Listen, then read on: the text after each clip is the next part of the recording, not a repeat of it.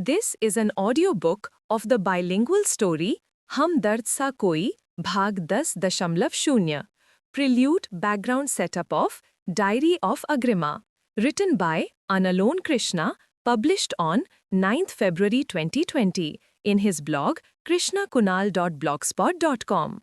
अग्रिमा एक लड़की के माध्यम से उसके व्यक्तिगत जीवन में चल रही घटनाओं के कारण उसके मन में चल रहे विचारों, भावों और फिर उसके स्वभावों के माध्यम से किसी के भी लाइफ की इंडिविजुअलिटी को समझाने की लेखक की एक कोशिश। Now we continue to the story हम दर्द सा कोई भाग 10.0। शाम का समय है। अग्रिमा ट्यूशन से घर लौट रही है, अपने बाइसाइकिल को हाथों से धकेलते हुए। नहीं, उसकी साइकिल पंचर नहीं है, बल्कि वो थोड़ा उदास है। क्यों? क्या हुआ था उसे? तो स्त्रियां चरित्रों देवों न जानते, तो फिर मुझे कैसे पता होगा? ये सिर्फ एक ही इंसान बता सकता है, और वो है अनलोन कृष्णा। उसी के इमेजिनेशन की ये स्टोरी आप पढ़ रहे हो, इन कैरेक्टर्स को जिन्हें आप पढ़कर समझ रहे हो। तो फिर उसके अलावा किसी और को पता होगा क्या? फिर मुझे कैसे पता चला कि अग्रिमा उदास है? ये इसलिए क्योंकि मिस्टी का चेहरा उतरा हुआ है। वो पैदल चल रही है, उसका अगल-बगल में ध्यान नहीं है और वो अपने में ही खोई हुई सी दिख रही है। उप्स, मिस्टेक हो गया। अग्रिमा के जगह मिस्टी बोल दिया मैंने। मिस्टी उसका निकनेम है, जो उसके बड़े भाई ने बचपन में रखा था और सभी उसे उसी नाम से घर और आस पड़ोस में पुकारा करते हैं। पर इस अध्याय में मिस्टी को रहने दो, अग्रिमा ही ध्यान में रखो। मिस्टी इसके अगले अध्याय में पुकारेंगे। तो हम कहाँ थे? अग्रिमा उदास अपने बाइसाइकिल को लिए घर की ओर जा रही है, अपने बाइसाइकिल को धकेलते हुए। अचानक उसे पंख फड़फड़ाने की, फिर पानी में छपाक की आवाज सुनाई दी। वो दाहिने मुड़ी तो पानी में आगे की ओर बढ़ता हुआ लहर और आसमान में उड़कर आगे दूर जाता हुआ पंछी उसे दिखाई दिया। इस ढलती हुई शाम में मानो कि उसे अपने मन की लहर को पीछे छोड़ते हुए आगे बढ़ने, उड़ान भरने का सलाह देता हुआ, इसका एहसास करवाता हुआ। क्या बात है! चिढ़ जाता हूं कभी-कभी कृष्ण के इस तरह के रोमांटिसिज्म के कारण, मगर कुछ भी बोलो, उसका ये अंदाज बहुत ही खूबसूरत लगता है। खैर, अग्रिमा के दिल को ऐसा एहसास हुआ कि आगे तो बढ़ना है, हाँ पता है मुझे, पर मेरा जो आज है पहले उसे तो जी लूं। क्या पता कल का सूरज कैसा हो? ये जो ढलता हुआ शाम है, पहले मैं ये शाम तो जी लूं। फिर वो अपने चारों ओर नजर दौड़ाई। ढलता हुआ शाम, लौटते पंछी, झील का किनारा, लगभग शांत सड़क, मानो उसे ये कह रही हो कि मत कर चाहत उसकी जिसे कद्र नहीं तेरा। आ जा बैठ और कर मेरे साथ इंतजार तुम। कोई तो होगा जिसे कभी तेरा कद्र होगा। वो ढूंढता फिरेगा तुझको, तब तक रह मेरे साथ गुम। वो बाइसाइकिल को साइड में खड़ा करके सामने ही किनारे पे बैठ गई। It's better to give some time to own self in loneliness, for realize the actual situation, analyze the real problem, come over from pain and find out the solution, then make step to restart, come back, fight again, live again in this life. वो अपने मन में सोचने लगी, जो कुछ भी आज उसके लम्हे बीते हैं, पूरा दिन भर का हाल नहीं, बस अभी कुछ समय पहले जो ट्यूशन से निकलते वक्त बीता। फाइनल सेमेस्टर का एग्जाम एंड हो चुका था। सभी बैचमेट्स कुछ दिनों की छुट्टियां भी मना लिए। कुछ रिजल्ट का वेट करने लगे, तो कुछ समय को बर्बाद न करते हुए आगे करियर का प्लानिंग करने में लग गए। रुद्र, हिमाद्री, सतीश और रवि का बेसिक अच्छा था, तो वो खुद से कॉम्पिटिटिव का प्रिपरेशन करने लगे। कोमल और राजेश अपने बेसिक स्ट्रॉन्ग करने के लिए क्लासेस ज्वाइन किए। वहीं रुद्र, हिमाद्री, कोमल और राजेश को कंप्यूटर नॉलेज था, पर सतीश और रवि को नहीं, तो वे दोनों इसे सीखने के लिए क्लासेस ज्वाइन किए। चारों एक ही इंस्टीट्यूट में और सेम टाइम पे क्लासेस करते थे। उसी इंस्टीट्यूट पे अग्रिमा भी आती थी, ग्रुप डिस्कशन के लिए, अपनी स्कूल फ्रेंड्स के साथ। हाँ, जानता हूं ये थोड़ा चीप हो गया, मींस सबको लाके एक ही इंस्टीट्यूट में डाल दिए, पर यार, अगर कृष्ण ऐसा नहीं करता तो फिर आप लोगों को ये जो स्टोरी मैं बता रहा हूँ उसे वो क्रिएट कैसे करता? समझो, ये स्टोरी को आगे कंटिन्यू करने के लिए उसका ये करना जरूरी था, कोइंसिडेंस क्रिएट करने के लिए। खैर, कहानी में आगे बढ़ते हैं। राजेश कोमल को चिढ़ाते हुए बाहर निकला। क्या हुआ था ये आपको आगे पता चल जाएगा। इंस्टीट्यूट के ऑपोजिट में रोड के किनारे राजेश अपनी बाइक पार्क किया था, जिसमें वे दोनों एक ही साथ आते जाते थे। घर जाने के लिए वे दोनों रोड क्रॉस कर ही रहे थे कि सामने रुद्र की बाइक अचानक से रुकी। क्या करते हो यार, ब्रेक नहीं लगता और तुम्हारे ऊपर चढ़ जाता तो? रुद्र रोब दिखाते हुए राजेश को बोला। राजेश बोला, ये टॉपिक फिर कभी, पता है आज कोमल के साथ क्या हुआ? बाइक के पीछे से हिमाद्री बोली, ये सब बाद में, पहले मुझे ड्रॉप करके आओ। वैसे राजेश का एक्साइटमेंट बता रहा है कि इतनी जल्दी ये बात इसके पेट में पचने वाली नहीं। राजेश पेट में हाथ रखकर हंसते हुए बोला, हाँ जाओ, जल्दी आना। रोड क्रॉस करने के बाद मैंने उनसे कहा, अरे राजेश भैया, सतीश भैया आपको वेट करने बोले हैं। राजेश बोला, अच्छा, लगाओ फिर तब तक दो जगह धूसका। भारत के झारखंड राज्य में बाजारों के ठेलों में बिकने वाला एक तरह का स्वादिष्ट व्यंजन, जिसे टमाटर पुदीना की चटनी के साथ अगर खाओ तो आनंद ही आ जाता है। इन्हें दोनों पत्तों के बने बोल में मैंने दिया ही था कि सतीश और राजेश भी आ गए। अरे भैया, बस इन्हें ही दोगे क्या? हमें भी भूख लग रही है। राजेश पूछा, अरे आज तुम दोनों का प्रैक्टिकल बहुत जल्दी खत्म हो गया। सतीश बोला, हुआ नहीं है, जल्दी आए हैं, कुछ बात करनी है। रुद्र भी हिमाद्री को ड्रॉप करके आ गया और बोला, पता नहीं क्या जादू है भैया के हाथों में, इनके ठेले के सामने आते ही मुंह में पानी आने लगता है। भैया एक जगह मुझे भी देना। उप्स, थोड़ा कंफ्यूज हो रहे होगे, उस वक्त मैं अग्रिमा के साथ था और अभी ये लोग मुझसे बातें कर रहे हैं। उस वक्त मैं इनकी कहानी सुना रहा था, अभी मैं ठेले वाला हूँ। अरे मैं तो समय हूँ ना, मैं हर जगह हूँ। हर एक कैरेक्टर से किस्मत के लिखे प्ले को मैं ही तो एक्ट करवाता हूँ। हर किसी से जो बोलना हो करना हो सब मैं ही तो करवाता हूँ। सब मैं ही तो बोल रहा हूँ और सब मुझसे ही तो बोल रहे हैं। खैर, आप मुझे इस टाइम ठेले वाले भैया का कैरेक्टर मानकर आगे बढ़ सकते हो, आसान रहेगा। Now come back to the story. Rajesh बोला, कोमल को आज एक लड़के ने प्रपोज किया। रुद्र एक्साइटमेंट के साथ, सच में? कोमल, क्यों, मुझे कोई प्रपोज नहीं कर सकता? सतीश पूछा, फिर आगे ये क्या की? राजेश बताया, कोमल ने कहा कि शी हैव अ बॉयफ्रेंड। बताओ यार, कौन है इसका बॉयफ्रेंड? कोई यकीन करेगा? रुद्र पूछा, तो इसमें इतना हंसने वाली क्या बात है? बेकार में कोमल को ऑकवर्ड कर रहे हो। राजेश बोला, वो तो मुंह लटका के निकल गया, लेकिन उसके पीछे एक लड़की आई और कोमल को धमका के गई कि तू साली बाहर निकल, फिर बताती हूँ। बताओ यार, एक लड़की दूसरी लड़की को धमका रही है। इसको बोलने से पहले कुछ तो सोचना चाहिए था। किसे यकीन होगा इसकी बात पे? कोमल अपने माथे से हाथ हटाते हुए बोली, अबे वो उसकी मुंह बोली बहन है तो चिढ़ेगी नहीं, उसके भाई को कोई ऐसे मुंह पे रिजेक्ट करेगी तो? राजेश बोला, इतना तरस आ रहा है तो फिर प्रपोजल एक्सेप्ट कर लेती ना, रिजेक्ट क्यों की? कोमल बोली, चल हट, I am not interested in coming to relationship. जिंदगी में बरसों बाद इतना फ्री फ्री महसूस हो रहा है। मुझे पागल कुत्ते ने काटा है क्या जो रिलेशनशिप में आके फिर से लिमिटेशंस में फंसूं? पापा को, खुद को जो प्रॉमिस किए हैं उसको पूरा करने से पहले ये सब के बारे में सोचना ही नहीं है। और तुम कैसा दोस्त है? सतीश इतनी मेहनत करके पापा को मनाने में मेरी हेल्प किया और तुम मुझे भटकाने की कोशिश कर रहा है। राजेश बोला, मैं तो बस ये देख रहा था कि तुम कितना खुद को कंट्रोल में रखती हो कि अगर कोई बहकाएगा तो?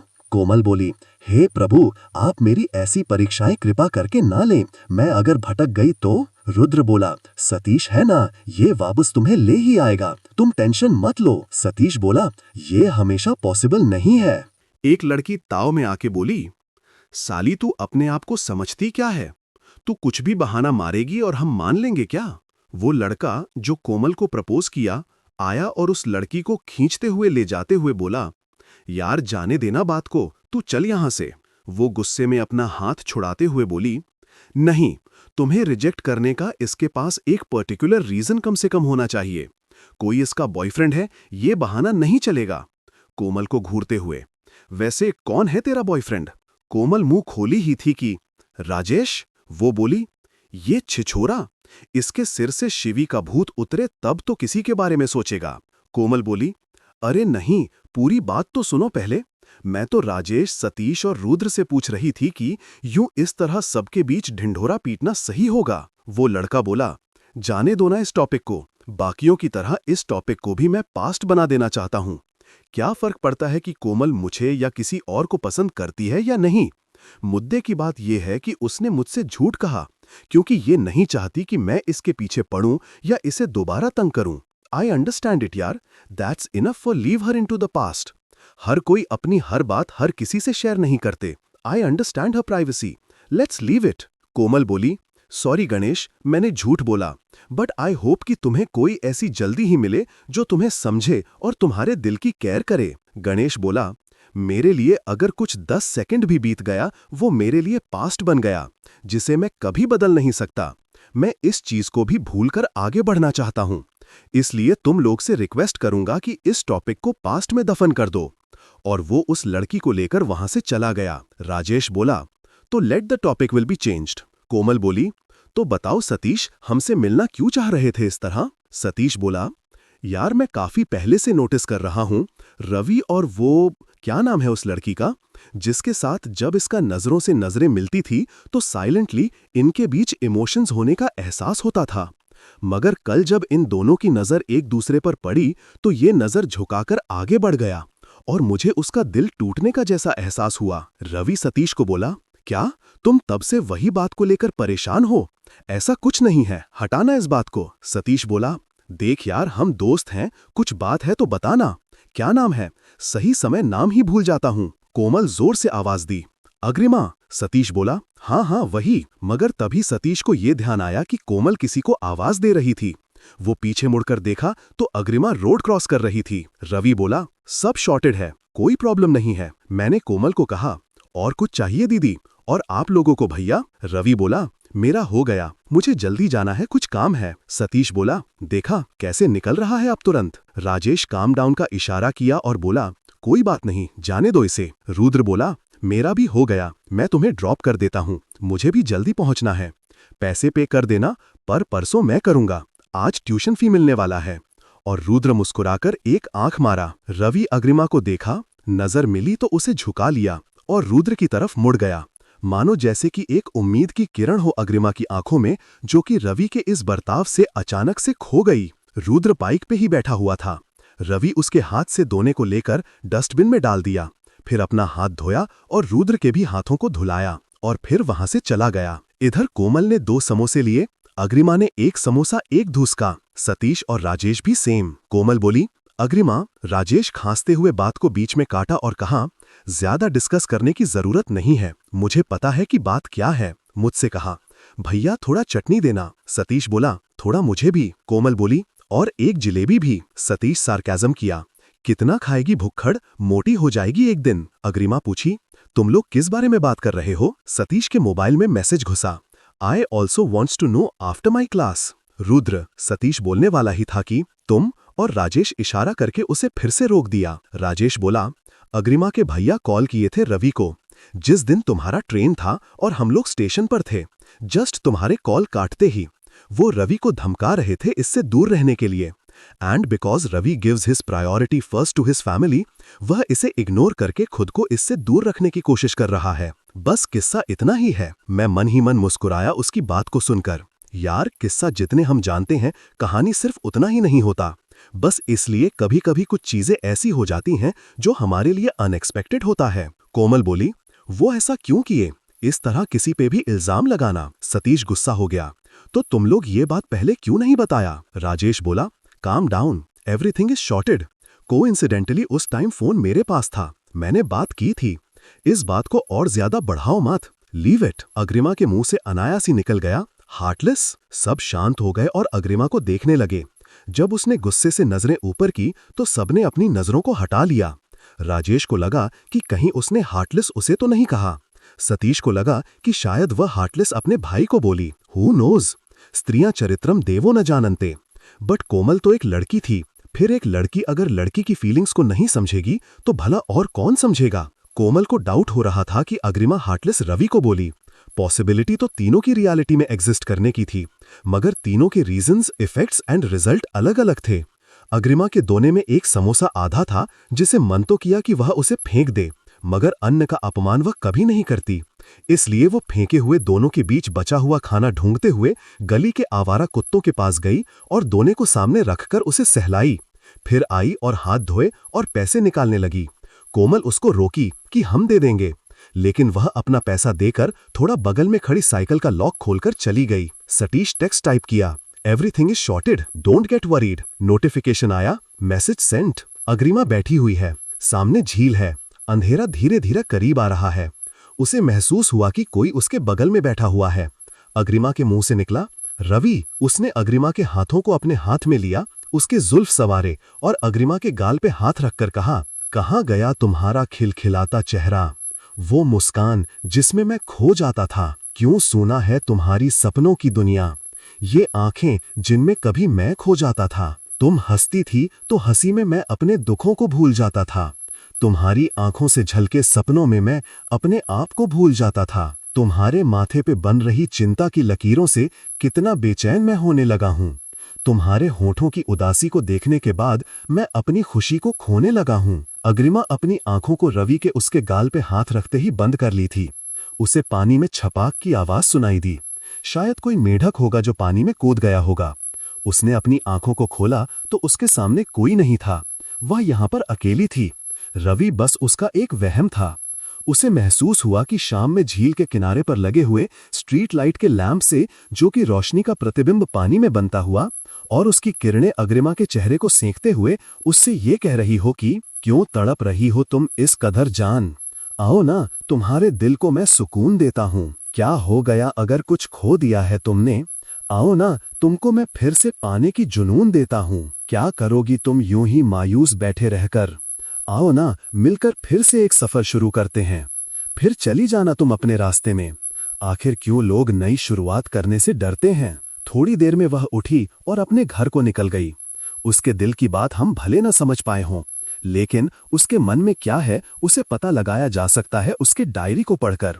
अब आप कहोगे कि किसी के पर्सनल डायरी को पढ़ना गलत बात है, पर डियर रीडर्स, आप एक बात शायद भूल रहे हो कि अग्रिमा एन अलोन कृष्णा की क्रिएट की हुई फिक्शनल कैरेक्टर है। साथ ही इससे जुड़ी हर एक चीज कृष्णा का life experience from different sources और उसकी अंडरस्टैंडिंग का रिप्रेजेंटेशन है। तो मैं किसी का भी पर्सनल डायरी नहीं पढ़ने जा रहा, बल्कि मैं कृष्णा के art of different writing styles का नमूना अग्रिमा के डायरी के रूप में पढ़ूंगा। रात हो चुकी है, खाना का तैयारी अग्रिमा की भाभी कर रही है। दिसंबर का महीना है, ठंड है। घर से बाहर गार्डन में लगे पेड़ के पत्ते जो सूख कर नीचे झड़ गए थे, उन्हें जमा करके और कुछ सूखे लकड़ियों को बेंच के सामने जलाकर सेंकते हुए अग्रिमा अपने मन में उमड़ रहे भावनाओं को लिख रही है अपनी डायरी में। इस भाग का ये किस्सा यहाँ समाप्त हुआ। कहानी अब अगले भाग में। This story was the prelude or background setup of Hamdard Sa Koi, Bhag 10, Diary of Agrima, written by Anilon Krishna, published on 9th February 2020. Now continue the story in next part, Hamdard Sa Koi, Bhag 10.1, from Diary of Agrima, which has published on 13th February 2020 on his blog, https://krishnakunal.blogspot.com. Please subscribe this channel to get the future updates and also comment your reviews. The story narration is generated by the help of Google AI text-to-speech generate model. If want to read the literary works of Anilon Krishna, visit his blog, link is also added in the description. Also share with your loved ones to support these works with your critical comments on the related posts.